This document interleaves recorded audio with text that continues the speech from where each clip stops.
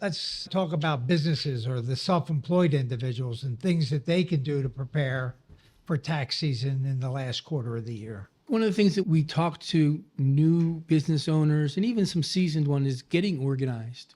And especially in this 10th and 11th month, again, it's the time to make sure that you've documented everything correctly. And even all during the year, is everything from your small business separate from your personal? Do you have a separate bank account? Do you have a separate credit card? Are you making all the payments and all the deposits into that separate business account? And then understanding anything that you're doing in regard to that business should be documented. Welcome to the GWH Steps to Success podcast. This is the podcast where I uncover the secrets to achieving financial freedom and success. Join me, Chris Cece, along with my co-host, Mike Cece, from GWH Wealth Advisors, as we guide you through the complex world of wealth management, retirement, and tax planning.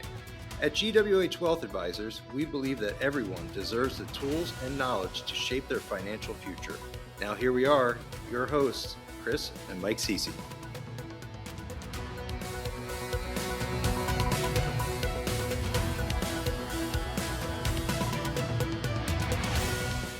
Discussions in this show should not be construed as specific recommendations or investment advice. Always consult with your investment professional before making important investment decisions. Securities offered through Cambridge Investment Research, Inc., a registered broker-dealer, member FINRA SIPC. Advisory services through Cambridge Investment Research Advisors, Inc., a registered investment advisor. Cambridge and GWH Wealth Advisors, LLP, are not affiliated. Good afternoon, everyone, and welcome to the third edition of the GWH Steps to Success podcast. I am Chris Cece. I'm your host. I'm here with Mike Cece, my co-host, as well as Riley Masterson. And we have a guest appearance today from our managing partner and CPA, Steve Hill. We're going to focus today on taxes. Now that we are in a post-election world and we have a candidate that we know has implemented tax reform in the past, and we're looking forward to seeing what this new administration brings to the world of taxes. And we have some questions for our expert, Steve Hill, today, and we're going to dive right in. Welcome, everyone. Welcome, Steve. Thanks, Chris. So we'd like to, with the year drawing to a close and tax season right around the corner, what tax-saving strategies should taxpayers be doing right now to reduce their tax bill and prepare for this year? That's a good question. I think getting organized, first of all, recognizing the end of the year is coming, and start to think about things that have happened in the year. So for instance, itemized deductions. If we had some medical expenses over the year with kids or with ourselves, getting that list together. How much were those medical expenses? Because they can come into play with your itemized deductions. One of the things that happened a few years ago was they made the standard deduction a lot higher. It's about $29,000 for married couples and a little over $14,000 for individual filers. So in most cases, folks will utilize that standard deduction. But if we have an off year where we had significant medical expenses, and they, along with your SALT taxes, your property taxes, your state and local taxes, and other itemized deductions surpass that standard deduction, they can be a benefit to you. So a couple of things that go into play with that, in addition, is your mortgage interest. So you'll get a 1099 statement for your mortgage interest at the end of the year. So you'll see that number on there. And then the other thing is charity. Take an inventory of what charity contributions you made during the year and see if they will help you surpass that standard deduction. And one little tip about charity is we talk to folks sometimes about chunking, meaning if you know you're going to give charity contributions every year that total a few $1,000s, say, you might consider making a bigger chunk contribution of 3 years all at once.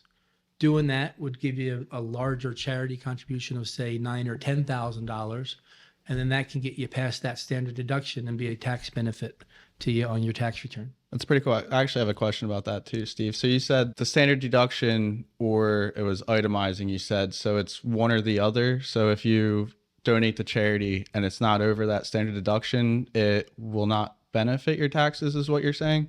Right. So again, in general, the standard deduction is a good thing because it took a lot of record keeping away. It took a lot of the 2% small deductions away, and everybody married couple gets the $29,000. And so sometimes people think that, hey, I gave $3,000 and I'm going to get a tax break on that. not if it doesn't pass that $29,000 in conjunction with all the other things we just mentioned. Oh, wow, that's cool. So instead of giving to your church every year for Christmas, you could just do one big lump sum and then still give to your church every year and get a tax benefit from it. Right. So Or- there's a great example. Say, hey, you go to the person in charge of church, say, hey, listen, normally I give you 3,000. I want you to know this year I'm going to give you 12, but know that for the next 3 years, we're going to sit idle.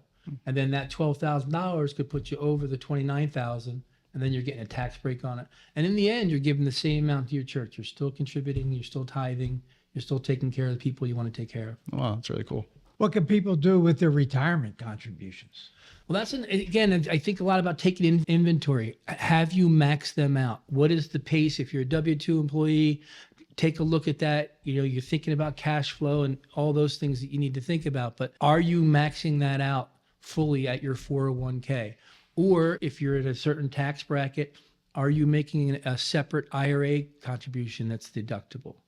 Again, maxing those out, straightforward tax deductions on your tax return. I don't want to get into the weeds, but people from time to time will ask us to clarify how the backdoor Roth works. Can you Right. just explain that in layman's terms? Because everyone asks about it, but very few people qualify.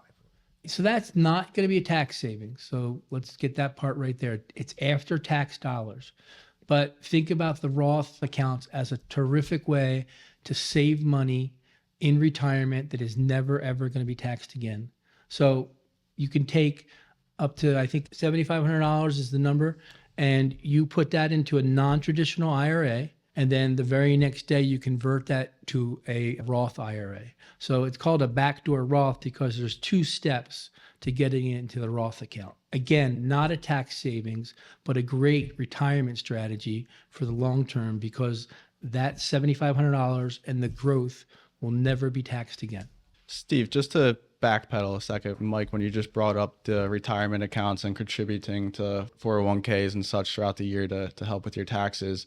So that's different from itemizing, correct? That's before you go to itemize, that would get taken off of the top. Exactly. There's not a criteria for your IRA contribution. It is a tax deduction. So if you make $80,000 and you contribute $15,000 to your 401k, your taxable income is now $65,000. That $15,000 is a straight deduction. You get it right away. Okay, yeah, it doesn't matter the standard deduction. I know that, and maybe you can explain this, how it works, but with a lot of our clients in the last quarter, we try to take a look at what their capital gains and dividends are coming forth, but we try to offset those capital gains with maybe some losses in the portfolio to try to make it revenue neutral. Right. And I think working with you guys, that's a big help because you're looking out for clients to do that. The average individual, again, it's about taking inventory. You're not going to get that capital gains report or you're looking at your quarterly report. You're not going to get it until after the year is over. But 10, 11 months in, looking at your portfolio and seeing if there's some rebalancing that needs to happen because you had some growth and things are a little different than how you had them balanced before. And that gives you the opportunity to buy and sell. And then you're picking stocks at that point to reallocate that have both losses and gains. So if you're heavy in gains right now, you might rebalance with stocks that have losses to offset those gains. Is there a time of year that's best to do tax harvesting? I think, I'll ask you guys that same question, but in my mind, at the end of the year, you have more of the big picture. You know where the year is going to be. I think it's a 10, 11-month thing to be looking at that point. Mm-hmm. Yeah, we like to do it October, November for the clients. That seems to work best. That gives us an extra month to make those adjustments. Yep. Yeah, it's easier if the market is having a down year. It's easier to find some stocks where we may be able to harvest some losses as opposed to a year like this year where the market's up double digits. We may have to do a little bit deeper dive into our clients' holdings to find some losses to offset some gains. But overall, it's not a bad thing when the market's up. Yeah. So I think there's one more topic that I wanted to just mention to you was HSAs, because I see HSAs a lot on a high deductible plan. You have the opportunity to contribute to an HSA. High deductible medical plan. High deductible medical plan, yep. So when we see W-2s, we see on there the employer contribution for the HSA. And sometimes we look at those and they're not at the maximum value of what the HSA limit is. So there's another opportunity for tax savings. Your employer puts something in $3,000 or $4,000. You can put in, if you're a family, another $3,000 or $4,000 to max that out. And again, there's a straight tax deduction. There's nothing to do with itemized deductions or anything else. It's a tax deduction for you. And those HSA dollars have a lot of flexibility, especially in retirement. If they're not used, you don't lose them like FSA accounts. Right. So, they roll over and they become like a supplement to your retirement, and it can be used for a lot of different things, for health costs in retirement. Yeah, a lot of people don't know that about HSAs. They really are kind of like a unicorn. You get the triple tax advantage. You get the tax benefit when you put money in, grows tax free, take it out tax free. Yeah. And when you turn 65, it essentially turns into a retirement account. As Mike just mentioned, you could use it for anything you'd like. Yep. So Enough about individuals. Let's talk about businesses or the self-employed individuals and things that they can do to prepare for tax season in the last quarter of the year. One of the things that we talk to new business owners and even some seasoned ones is getting organized. And especially in this 10th and 11th month, again, it's the time to make sure that you've documented everything correctly. And even all during the year, it's everything from your small business separate from your personal. Do you have a separate bank account? Do you have a separate credit card? Are you making all the payments and all the deposits into that separate business account? And then understanding all the things, anything that you're doing in regard to that business should be documented. I'm not trying to say that anything that you write down is necessarily going to be part of a business deduction, but that's the conversation you want to have with your accountant is, hey, I did this. I'm working from home. Am I allowed to use a home office? Yes, you are. We'll take a percentage of your home expenses. We'll take that spot in the home office. Hey, I have a cell phone. I'm using it for personal and for work. Can I deduct part of that? Yes, you can. The internet. I'm driving to clients. All right, well, there's a mileage factor that we can use, even if it's your personal car, because you're using it sometimes for business. Now, the IRS does want you to keep logs and keep detailed records of that as you do that. But again, anything that you're doing with your business should be documented and the expense should be noted. And Steve, you just mentioned the home office and it made me think of our viewers that work from home, especially after COVID. So this is not W-2 employees, correct? No, that's one of the things, again, back to that standard deduction, why they made it so high is to get rid of things like the home office for the W-2 employee. So It's kind of baked into that high standard deduction. So this is for business owners and 1099 people for them to use a home office as an expense. Okay. And like individuals, self-employed and businesses have their own retirement plans with different and higher maximums. Yeah, there's options there, right? And they're much higher. And again, it's a straight offset to your income. And again, at the end of the year, that's when you know where your profit is. And that's where we got to try to figure out what your tax liability is going to be. And if it's higher than where you want it to be and cash flow is there, that's an opportunity to make a bigger contribution to your SEP, to your solo 401k. And again, huge tax savings opportunities with your retirement plans. Like what you hear so far? Make sure you never miss an episode by clicking the subscribe button now.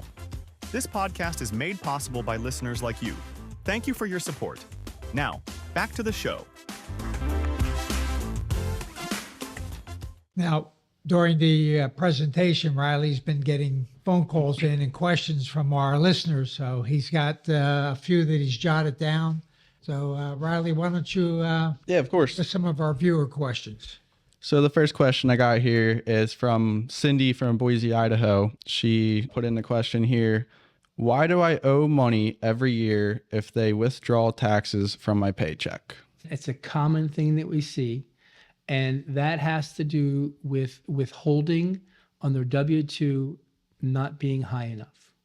Where do we see it? We see it when people change jobs during the year, where they make a portion of their income at one job and a portion at the other. That's when it happens. And we see it when people are filling out their W-4 and they get married later on, or they have children later on, when their life circumstances change while they've still been on a job. Or we see it when a second spouse takes a job. All those things rebalance your tax return, which means you should consider rebalancing your withholding. Okay? So the fix to that is to increase your withholding on your W-2. Okay, that makes sense. So I know even my friends, they will compare their tax refunds. And I know a lot of people will do that, like, hey, why is your refund so much higher than mine? Why did I not get as big of a refund? So from what you're saying is they're just not paying as much taxes throughout the year. They're getting more in their paycheck throughout the year. So we're all paying taxes at the end of the day. It's just whether or not you overpaid or underpaid throughout the year based off your withholding. It's just the timing of the payment. The amount of taxes due at the end of the year does not change. The number is the number. It's just whether you paid it all during the year and you're paying some of it in April, or you paid too much during the year and you're getting that delta back in April. But to your point, yeah, the amount of tax is the amount of tax. We like to make it a non-event. We want to make April a non-event, meaning you're within a safe margin. Either way, small refund, small amount owed, insignificant, and then things are good. Interesting. Any other questions? Another point to that too is we've had a lot of clients over the years.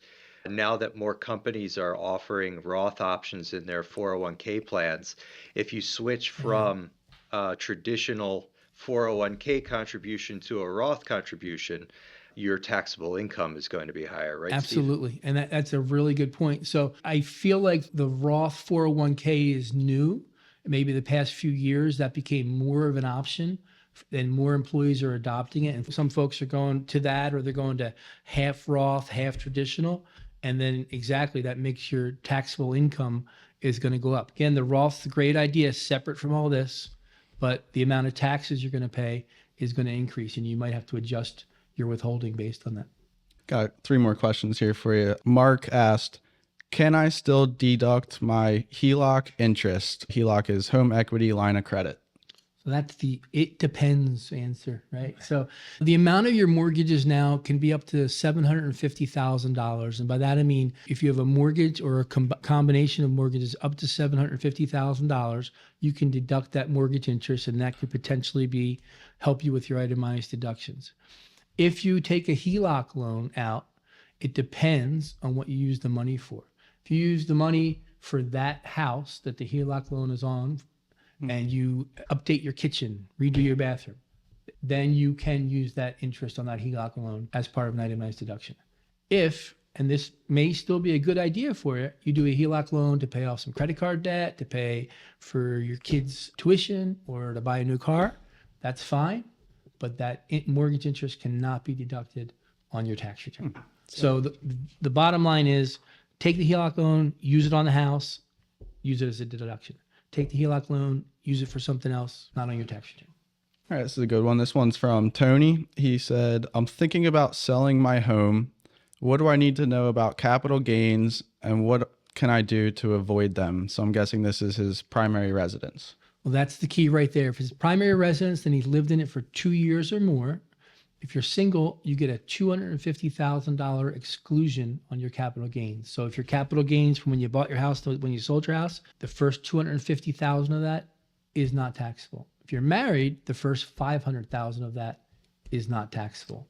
Anything above that would be. If it was a vacation home, say you had a home down the shore, then there is no exclusion for the capital gains. Whatever the delta is, there's going to be capital gains tax due on that. Interesting. And you mentioned, we just talked about with the HELOC doing maintenance on the house, so you redo your kitchen and such. Let's say somebody bought a house for $50,000 in the 70s and it's worth $1 million now, and they've redone their kitchen a couple times, they've got a new roof and things like that. Will that also help with those capital gains? That's a great question. So that goes into your basis, and that's exactly true. I bought the house for 50, and over the last 20 years, I spent another 200 on it.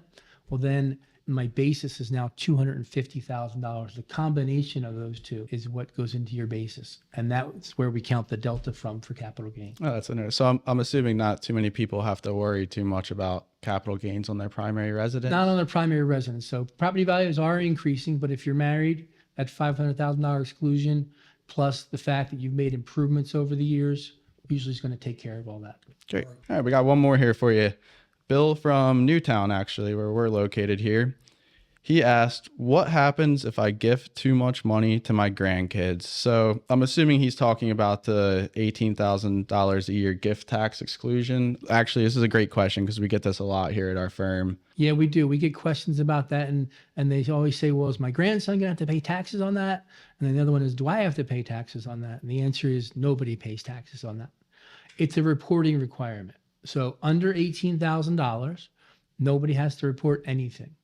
Over $18,000 to any one individual, then there's a gift tax return, and it's a reporting requirement that you have to file with the IRS. Oh, that's really interesting. So Bill, he can go give his grandkids $100,000, $500,000. There's going to be no taxes for neither his No grandkids taxes. or him. But a gift tax return reporting requirements, and it's a separate tax return, and it just identifies the amount of the gift and the recipient of the gift.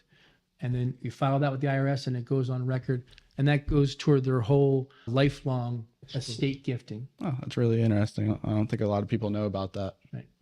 Awesome.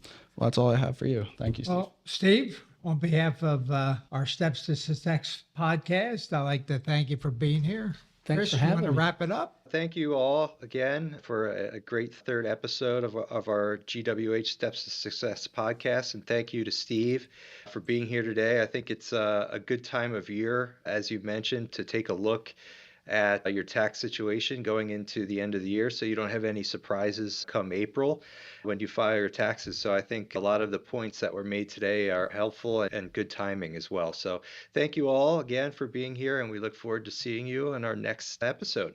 Thanks for joining us this week on the GWH Steps to Success podcast. Make sure to visit gwhadvisors.com where you can subscribe to the show or tune in on iTunes or Spotify, so you'll never miss an episode. While you're at it, if you found value in this show, we'd appreciate you hit the thumbs up button. Or if you'd simply tell a friend about the show, that would help us out too.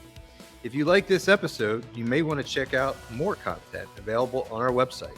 Be sure to tune in next week for another episode filled with actionable insights and financial wisdom.